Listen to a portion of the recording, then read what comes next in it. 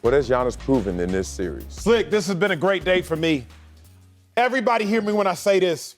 Giannis has proven you do not need a super team. You just need super talent. That's what we are learning from Giannis. Keep in mind, we thought super teams were needed dating back to 07-08 Boston Celtics, traversing now to the Miami Heat, who needed a super team to dismantle those same Celtics. Moving on when the Golden State Warriors needed a super team to dismantle LeBron James after LeBron James came back from down 3-1. Then Kawhi Leonard was like, pause, y'all, you don't need super teams. But then we thought we did once again.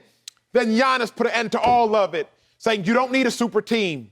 You just need super talent. Giannis proved that it pays to be loyal. Giannis said, I'm going to stay in Milwaukee when everyone else is going to jump ship and go join all these other superstars, and I'm going to make my team a team of stars. Y'all realize we weren't talking about Chris Middleton 5 years ago, and he'd been in the league for 9+. We weren't talking about Drew Holiday 4 years ago, 3 years ago. But now we're talking about Drew Holiday with such eloquent words. We're speaking of Chris Middleton as though he's a perennial all-star because Giannis took a team and made them super because of his talent.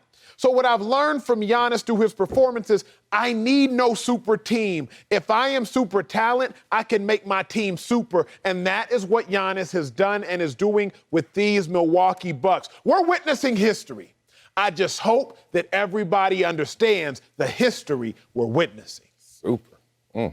Yeah, let's not forget that he is also, if there was any question, and some of us already knew this, but for those who didn't, cementing the fact that he is, without question, the best all-around player in the NBA. That is one of the things that he's answering. But for me, the discovery has been that I am watching a psychopath with dad jokes. That's what I'm watching with Giannis Antetokounmpo, because what I am seeing is it doesn't matter how he plays. It doesn't matter necessarily if he's shooting well or if his jump shot is falling or if he is playing stellar defense.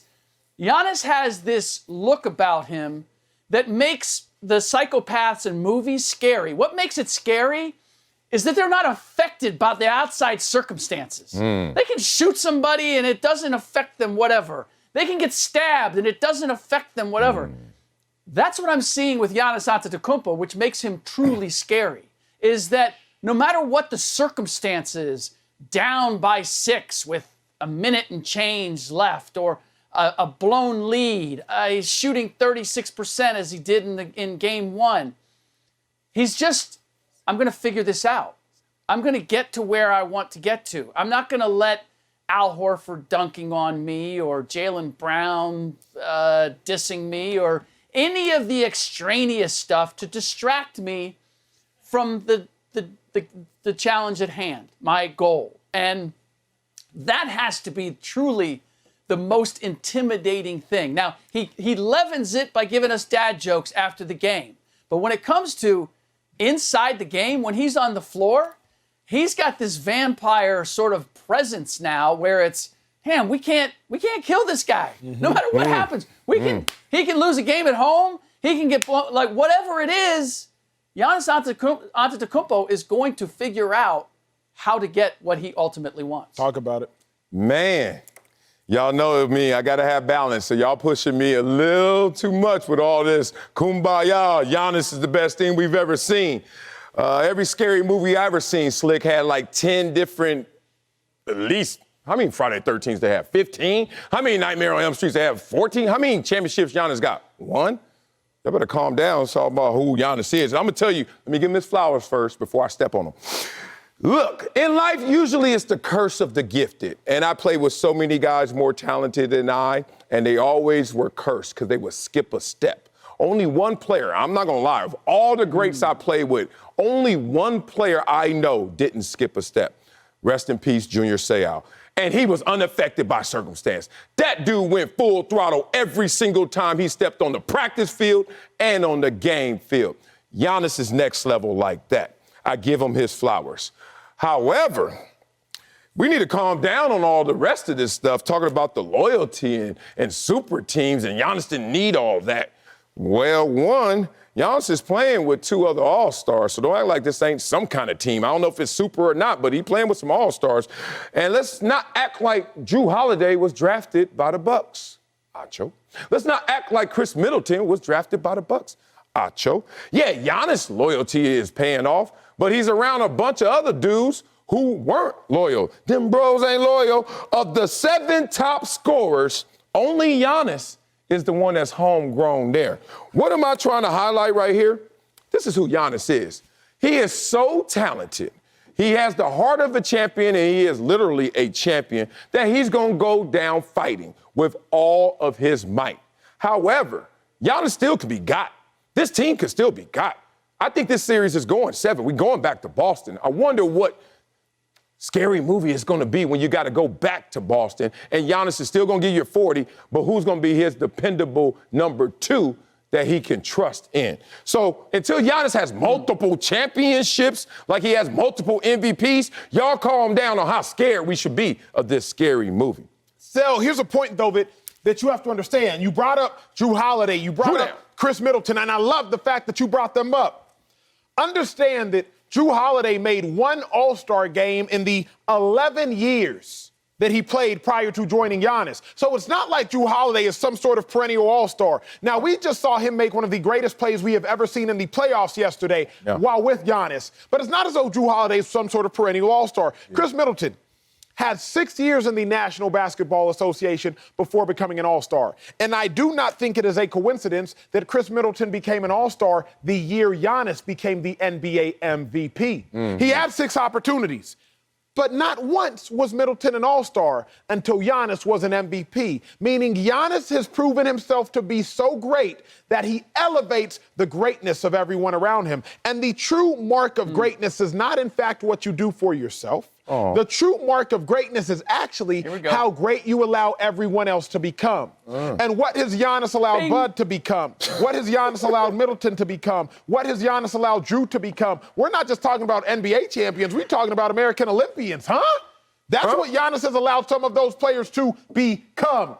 So when I look at Giannis's real impact and how great Giannis has become, it's looking around at everyone else who too has become great, because that is a mark of true greatness, and that's what he's proving in this series alone. Well said, Acho. But Marcellus, I do appreciate the fact that you reeled it in a little bit, because it gives me the opportunity to make clear where I stand on this. Do I think that Giannis is unbeatable? No, I don't think he's there yet. I think he's still figuring things out. But when it comes to his approach, his mental approach, we just heard Joel Embiid complaining about the fact that he can't win MVP because it just seems to be outside of his purview or whatever it is. Giannis never gives us that because he doesn't believe that anything that he wants to accomplish is outside of his range. Acho makes a very good point when it comes to Drew Holiday and Chris Middleton and any number of these pieces.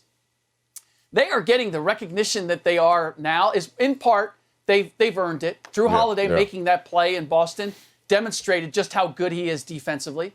But Giannis has given them the opportunity to be on that platform, to be in that center stage and show exactly that they have the mettle to be championship caliber. So there is that. But the greatest thing that I see with Giannis right now, and he is not by any means a finished product at all, is the fact that he can figure out which part of the game do I want to dominate or need to dominate in order for us to win.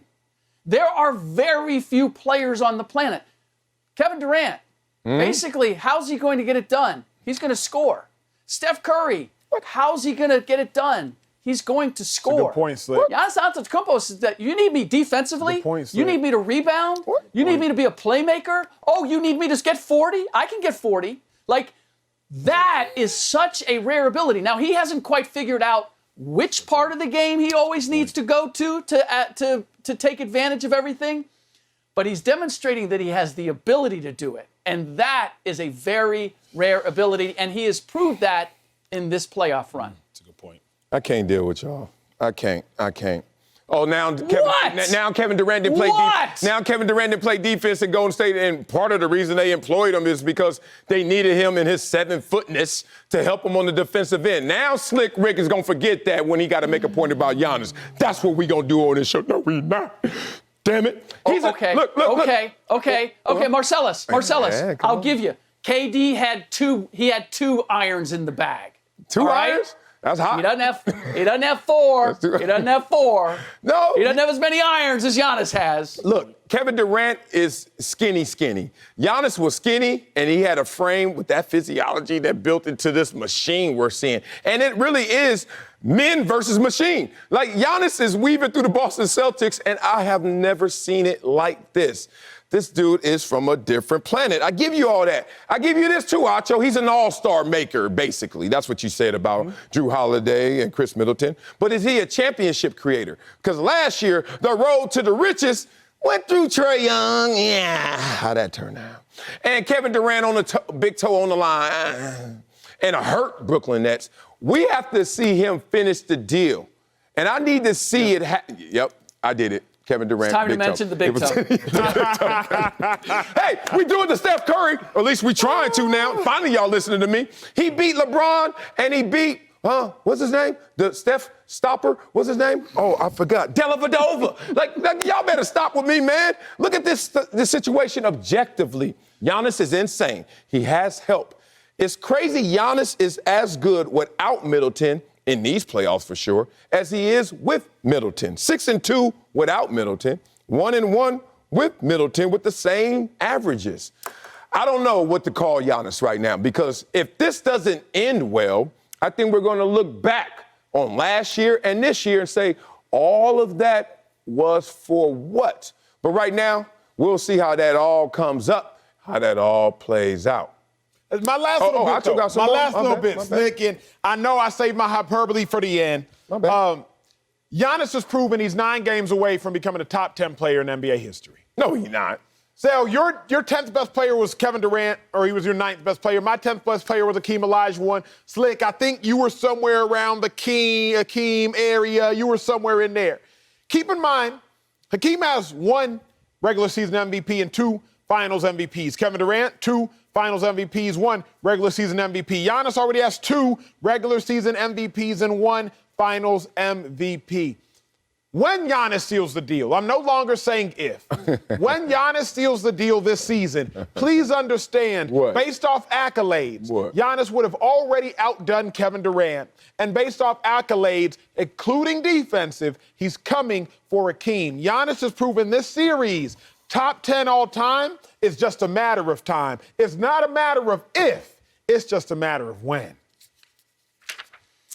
Yeah, I love the highlights that we were showing because it showed the array of shots that Giannis is making. And as a result of that, it has made him more dangerous than he's ever been at the rim.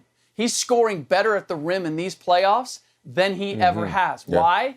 Because you got to guard him. You have to guard him everywhere. So there's that. But let's just take a step back, Marcellus, and think about these playoffs and who is in the playoffs. Of all the players in the playoffs, who has been more dominant than Giannis Antetokounmpo? No. We are left with the best of the best on the best of the best teams. And to answer your question, Acho, no, I have maybe Giannis in the top 20 as of right now. I'm not. He's not sniffing the top 10. 9 games away. Yet. No, 20. Okay, when we get there, 20. We'll get there. Yeah, to Marcellus's point, these Bucks look vulnerable. I hate to say it. They look vulnerable. No offense to to Giannis and what we're saying about him, but they do. We'll get to that a little bit later in the show. But here's the bottom line, Marcellus, is that when you look at the playoffs right now and you look at everybody who's playing and what they're playing for, Giannis is a clear cut above everybody else. You ain't lying. And if nothing else, that is what he's proved, because I dare say that when we went into this postseason, we were not looking at him in that regard. I give you that. I got to end right there. You made me happy. You actually clarified both of our takes, and Acho even had to agree with that. Yeah, he's clear and above everyone else. But he hasn't passed Steph Curry yet on your list all time, it sounds like, Slick.